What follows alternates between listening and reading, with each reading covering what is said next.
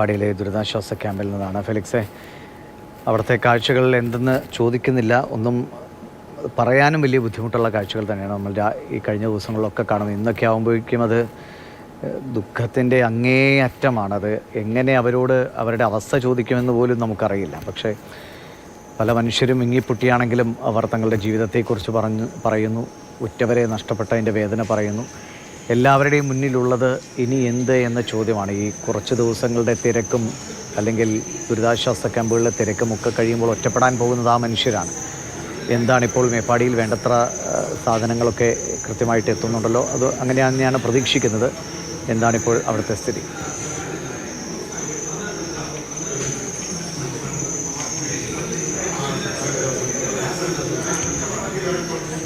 ദിവിഷ, സങ്കടവും ദുഃഖവും കലർന്ന കണ്ണീർ കാഴ്ചകൾക്കപ്പുറം ആശങ്കയോടെ ഇനി എന്താണ് ഭാവി ജീവിതം എന്ന് ആലോചിച്ച് നിൽക്കുന്ന ആളുകളെ തന്നെയാണ് ദുരിതാശ്വാസ ക്യാമ്പുകളിൽ കാണാൻ കഴിയുന്നത്. അതൊരു വല്ലാത്തൊരു കാഴ്ചയാണ്. ഉറ്റവരും പ്രിയപ്പെട്ടവരും എല്ലാം നഷ്ടപ്പെട്ടു, എല്ലാം വീടും സ്വപ്നങ്ങളുമൊക്കെ തന്നെ തകർന്ന ആളുകൾ, അവരെയാണ് ദുരിതാശ്വാസ ക്യാമ്പുകളിൽ ഇപ്പോൾ കഴിയുന്നത് എന്നതാണ്. Meppadi saint Joseph U P സ്കൂളിലെ ദുരിതാശ്വാസ ക്യാമ്പിൽ ഏതാണ്ട് ധാരാളം ആളുകൾ, 100-ലധികം ആളുകൾ ഇവിടെയുണ്ട്. നിരവധി കുടുംബങ്ങൾ ഇവിടെ പാർക്കുന്നുണ്ട്. ഉറ്റവരെ നഷ്ടപ്പെട്ടവർ, സ്വന്തം കുഞ്ഞു മക്കളെ നഷ്ടപ്പെട്ടവർ, ഭാര്യമാരെയും അച്ഛന്മാരെയും ഭർത്താക്കന്മാരെയും ഒക്കെ തന്നെ നഷ്ടപ്പെട്ട ധാരാളം ആളുകളെ കാണാൻ കഴിയുന്നുണ്ട്. ദുരിതാശ്വാസ ക്യാമ്പുകളിൽ ആവശ്യത്തിന് സൗകര്യങ്ങളും സഹായവും ഒക്കെ തന്നെയുണ്ട്. ഇപ്പോൾ ഈ മേപ്പാടിയിലെ സെൻറ്റ് ജോസഫ് യു പി സ്കൂളിലെ ഈ നമ്മൾ കാണുന്ന ദൃശ്യങ്ങളിൽ കാണുന്ന ഈ ദുരിതാശ്വാസ ക്യാമ്പിൽ താമസിക്കുന്ന ആളുകൾക്കുള്ള സൗകര്യങ്ങളൊക്കെ തന്നെ ഒരുക്കിയിട്ടുണ്ട്. നന്നായി അത് സിസ്റ്റമാറ്റിക്കായിട്ട് അത് പ്രവർത്തിക്കുന്നു എന്നതാണ്. ആളുകൾക്കുള്ള വസ്ത്രങ്ങളൊക്കെ തന്നെ ഇവിടെ ധാരാളമായി എത്തിയിട്ടുണ്ട്. ഭക്ഷണ സംവിധാനങ്ങളൊക്കെ എത്തിയിട്ടുണ്ട്. അതൊക്കെ തന്നെ കൃത്യമായി ക്രോഡീകരിക്കുകയും ചെയ്തുകൊണ്ടാണ് മുന്നോട്ട് കൊണ്ടുപോകുന്നത് എന്നതാണ്. അങ്ങനെ എല്ലാവർക്കും ആവശ്യമായ സാധനങ്ങളൊക്കെ തന്നെ അത് കൈമൈ മറന്ന് എല്ലാവരും സഹകരിക്കുന്നു എന്നതാണ്. അങ്ങനെ ധാരാളം ആളുകൾ ഇവിടേക്ക് എത്തുന്നു. ധാരാളം ഭക്ഷണ സാധനങ്ങളും വസ്ത്രങ്ങളും ഒക്കെ തന്നെ ഇവിടേക്ക് എത്തുന്നുണ്ട്. അത് എല്ലാവരെയും കൃത്യമായി ഏകോപിപ്പിച്ചുകൊണ്ട് എല്ലാവരിലേക്കും എത്തുന്നുണ്ടെന്ന് ഉറപ്പുവരുത്താൻ കൂടി കഴിയുന്നു എന്നതാണ്. ഓരോ സ്ഥലങ്ങളിൽ നിന്നും ഇപ്പോൾ ഈ ദുരിതാശ്വാസ ക്യാമ്പുകളിലേക്ക് ഭക്ഷണ സാധനങ്ങളും വസ്ത്രങ്ങളും ഒക്കെ തന്നെ ഈ നിമിഷവും എത്തിക്കൊണ്ടിരിക്കുകയാണ്. അത്തരത്തിൽ വലിയൊരു സഹായഹസ്തം തന്നെയാണ് മലയാളികളുടെ ഭാഗത്തുനിന്നും അല്ലാത്തവരുടെ ഇടങ്ങളിൽ നിന്നുമൊക്കെ തന്നെ വയനാട്ടിലേക്ക് എത്തുന്നു എന്നതാണ്. ഇതൊക്കെ തന്നെ ആശ്വാസം നൽകുന്ന കാഴ്ചയാണ്. ഏതായാലും വലിയ ദുരന്തമാണ്. നമ്മൾ ആ ദുരന്തത്തിൻ്റെ ഒരു 3-ാം ദിവസത്തിൽ രക്ഷാദൗത്യം നടക്കുമ്പോഴും ഇനിയും എത്രയോ പേരെ കാണാനില്ല, എത്രയോ പേരെ അവരെ തിരിച്ച് കിട്ടാനുണ്ട് എന്നതാണ് ഏറ്റവും പ്രധാനപ്പെട്ട കാര്യം. അങ്ങനെ ദുഃഖം നിറയുന്ന, സങ്കടം നിറയുന്ന കാഴ്ചകൾ തന്നെയാണ് എല്ലായിടത്തും. ആർക്കും ഇപ്പോഴും ഇങ്ങനെയൊരു ദുരന്തം വിശ്വസിക്കാൻ പോലും കഴിയുന്നില്ല എന്നതാണ്. ഇതിൻ്റെ ഉരുൾപൊട്ടലിൻ്റെ ഉത്ഭവ കേന്ദ്രം പുഞ്ചിരിമൊട്ട അടക്കം, അവിടെ നിന്ന് ഇങ്ങോട്ടേക്ക് മുണ്ടക്കൈ അടക്കം, പിന്നീട് ചൂരൽമലയിലേക്ക്, അങ്ങനെ ഒഴുകിപ്പോയ മൃതദേഹങ്ങൾ ഏറ്റവും ഒടുവിൽ ചാലിയാറിലെത്തി നിലമ്പൂരിൽ നിന്നടക്കം കിട്ടുന്നു എന്ന് പറയുമ്പോൾ ഇവിടെയുള്ള ആളുകൾ അവരെ സംബന്ധിച്ചിടത്തോളം അതൊന്നും വിശ്വസിക്കാനോ അങ്ങനെയൊക്കെ സംഭവിച്ചു എന്ന് കരുതാനോ കഴിയാത്ത മരവിപ്പോടെ തന്നെയാണ് ഇവിടുത്തെ ആളുകൾ ഈ ദുരിതാശ്വാസ ക്യാമ്പുകളിൽ കഴിയുന്നു എന്നതാണ്. ഏതായാലും ആളുകളെ സംബന്ധിച്ചിടത്തോളം ഇനി എന്ത് ചെയ്യാൻ കഴിയും, മുന്നോട്ട് എങ്ങനെ ജീവിക്കാൻ കഴിയും എന്നൊരു വലിയ പ്രതിസന്ധിയാണ്. കാരണം അവർ എല്ലാം നഷ്ടപ്പെട്ടു, ഉറ്റവരെ നഷ്ടപ്പെട്ടു, വീട് നഷ്ടപ്പെട്ടു, സ്ഥലം നഷ്ടപ്പെട്ടു. ഇനി തിരികെ അങ്ങോട്ടേക്ക് പോകാൻ കഴിയില്ല. ഇപ്പം മുണ്ടക്കൈ എന്ന സ്ഥലത്ത് താമസിക്കുന്നവർക്ക് ഇനി അവിടെ താമസിക്കാൻ ആഗ്രഹിക്കുന്നുമില്ല. അതവർ അങ്ങനെ ഒരു ജീവിതം തന്നെ മറക്കുകയാണെന്നതാണ് നമ്മൾ അവരോട് ചോദിച്ചപ്പോൾ പറഞ്ഞത്. അതൊക്കെ മറന്ന് പുതിയൊരു ജീവിതം അത് എങ്ങനെ തുടങ്ങണമെന്നറിയില്ല, എവിടേക്ക് തുടങ്ങണമെന്ന. ഫെലിക്സ് ഇപ്പോൾ നിൽക്കുന്ന സമീപത്തെ ദുരിതാശ്വാസ ക്യാമ്പിൽ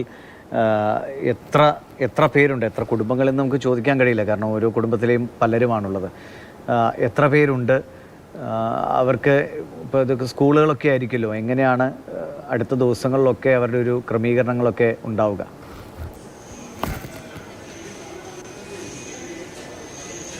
ദിവിഷ, ഈ പറയുന്ന യു പി സ്കൂളിൽ സെൻറ്റ് ജോസഫ് യു പി സ്കൂളുണ്ട്. ഒപ്പം തന്നെ ഗേൾസ് ഹയർ സെക്കൻഡറി സ്കൂൾ വേറൊരു വശത്തുണ്ട്, മറ്റൊരു കോൺവെന്റിന്റെ ഒരു കെട്ടിടമുണ്ട്. അങ്ങനെ പലയിടങ്ങളിലായിട്ട് ആളുകൾ താമസിക്കുന്നത്. ഈ UP സ്കൂളിൽ മാത്രം 100-ലധികം പേർ താമസിക്കുന്നുണ്ട്. ക്ലാസ് മുറികളിലായാണ് പലർക്കും സൗകര്യങ്ങൾ ഒരുക്കിയിട്ടുള്ളത്. അങ്ങനെ ക്ലാസ് മുറികളിൽ ധാരാളം പേർ, 100-ലധികം പേർ ഈ പറയുന്ന സ്ഥലങ്ങളിൽ മാത്രം കഴിയുന്നുണ്ട്. മറ്റ് ഞാൻ നേരത്തെ പറഞ്ഞ പോലെ saint Joseph girls higher secondary സ്കൂളുണ്ട് തൊട്ടപ്പുറത്ത്, അവിടെയും ഇതിലും കൂടുതൽ ആളുകളുണ്ട്. ഒപ്പം തന്നെ മറ്റൊരു കോൺവെന്റ് സ്കൂളുണ്ട്, അവിടെയും ധാരാളം ആളുകൾ ഇപ്പോഴും കഴിയുന്നുണ്ട്. അങ്ങനെ നമ്മൾ വിചാരിക്കുന്നതിലും അപ്പുറത്താണ്. പ്രത്യേകിച്ചും ഇനിയും ഉരുൾപൊട്ടാൻ സാധ്യതയുണ്ട്. കാരണം പുത്തുമലയടക്കം, അതായത് ഈ സ്ഥലത്തോട് ചേർന്ന് നമുക്കറിയാം വലിയ ദുരന്തം നേരത്തെ വർഷങ്ങൾക്ക് മുൻപ് സംഭവിച്ച പുത്തുമലയിൽ നിന്നടക്കം ആളുകളെ മാറ്റി ഇവിടേക്ക് പാർപ്പിച്ച് അവരടക്കമുള്ളവർ ഇവിടെ തങ്ങുന്നുണ്ട് എന്നതാണ്. അങ്ങനെ ധാരാളം പേരെ ഇവിടേക്ക് മാറ്റി പാർപ്പിച്ച് ഒരു മുൻകരുതൽ എന്ന നിലയിൽ കൂടിയാണ് ആ പ്രദേശത്തുള്ള ആളുകളൊക്കെ ഇവിടേക്ക് എത്തിച്ചിരിക്കുന്നത്. ഏതായാലും ഇതാണ് ദുരന്തം. അത് 3-ാം ദിവസത്തേക്ക് പിന്നിടുമ്പോൾ അതിന്റെ അവശേഷിപ്പുകളൊപ്പം തന്നെ എന്ത് ചെയ്യണം, ഇനി എങ്ങനെ മുന്നോട്ട് പോകണമെന്ന് പോലും അറിയാതെ ആശങ്കപ്പെട്ട് നിൽക്കുന്ന ഒരു കൂട്ടം ജനങ്ങൾ, അവരെയൊക്കെ തന്നെയാണ് ദുരിതാശ്വാസ ക്യാമ്പുകളിൽ നമുക്ക് കാണാൻ കഴിയുന്നത്. തീർച്ചയായും ഏറ്റവും സങ്കടകരമായ കാര്യം, പരിക്കേറ്റ് ഗുരുതരമായ ആശുപത്രിയിൽ കഴിയുന്ന കുറേയധികം ആളുകൾ ഉണ്ട് എന്നതാണ്. വലിയ പരിക്ക്, ചിലർക്ക് നട്ടലിനടക്കം വലിയ പരിക്കേറ്റിട്ടുണ്ട്. അങ്ങനെ നട്ടലിനും ഒക്കെ പരിക്കേറ്റ് തളർന്നു കിടക്കുന്ന ധാരാളം ആളുകൾ നമുക്ക് കാണാൻ കഴിയും. അവരുടെയൊക്കെ സങ്കടം അതീവ ദുഃഖകരം തന്നെയാണ്. അവരെ സംബന്ധിച്ചിടത്തോളം ഇനി എങ്ങനെ മുന്നോട്ട് ജീവിക്കണം എന്നറിയാത്ത ആളുകളാണ്. ഒപ്പം തന്നെ ആശുപത്രിയിൽ നമ്മൾ ഒരു ദൃശ്യം കണ്ടതാണ്. അതായത് ഈ ഉരുൾപൊട്ടലിന്റെ അന്നേ ദിവസം ചെളിയിൽ പുതഞ്ഞു പോയൊരു മനുഷ്യൻ രക്ഷപ്പെടാൻ വേണ്ടി കൈയും കാലും കാണിക്കുന്ന ദൃശ്യങ്ങൾ നമ്മൾ കണ്ടതാണ്. പിന്നീട് അദ്ദേഹത്തെ അവിടെ നിന്നും രക്ഷപ്പെടുത്തി. അദ്ദേഹവും ഇപ്പോൾ ആശുപത്രിയിൽ കഴിയുന്നുണ്ട്. നമ്മൾ നേരിട്ട് സംസാരിച്ചു. പക്ഷേ ഈ പറയുന്ന ക്യാമറയ്ക്ക് മുമ്പിൽ സംസാരിക്കാൻ സാഹചര്യങ്ങൾ കഴിയാത്തത് അദ്ദേഹവും പുതിയൊരു ജീവിതം, അല്ലെങ്കിൽ ഇങ്ങനെയൊരു ജീവിതം തിരികെ കിട്ടുമെന്ന് ഒരിക്കൽ പോലും പ്രതീക്ഷിച്ചിരുന്നില്ല. അത്രയും വലിയൊരു ദുരന്തമാണ് സംഭവിച്ചത്. ആ ദുരന്തത്തിന്റെ ഏറ്റവും അവസാനം അദ്ദേഹത്തിന് രക്ഷപ്പെടാൻ കഴിഞ്ഞു എന്നൊരു വലിയ ആശ്വാസമായി മാറുന്നുണ്ട്. അങ്ങനെ ധാരാളം അത്തരത്തിൽ ഭാഗ്യം കൊണ്ടും അല്ലെ അത്ഭുതകരമായി ജീവൻ തിരിച്ചു കിട്ടിയ ധാരാളം ആളുകളെ ദുരിതാശ്വാസ ക്യാമ്പുകളിലൊക്കെ തന്നെ നമുക്ക് കാണാൻ കഴിയുന്നുണ്ട്. കൊച്ചുകുട്ടികൾ, കൈക്കുഞ്ഞുമായി ഇവിടെ എത്തുന്ന സ്ത്രീകൾ അടക്കമുള്ളവർ, അങ്ങനെ ധാരാളം ആളുകൾ ഈ പ്രദേശത്തുണ്ട് എന്നതാണ്. അങ്ങനെ അവർ മറക്കുകയാണ്. അതായത് ഇത്രയും കാലം ഈ പറയുന്ന ചൂരൽമലയിലും മുണ്ടക്കയിലും ഒപ്പം തന്നെ പുഞ്ചിരി,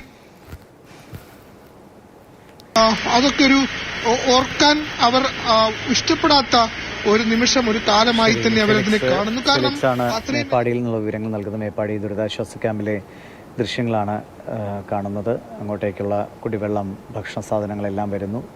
ആളുകൾ അതെല്ലാം അങ്ങോട്ടേക്ക് എടുത്തു വെക്കുന്നു.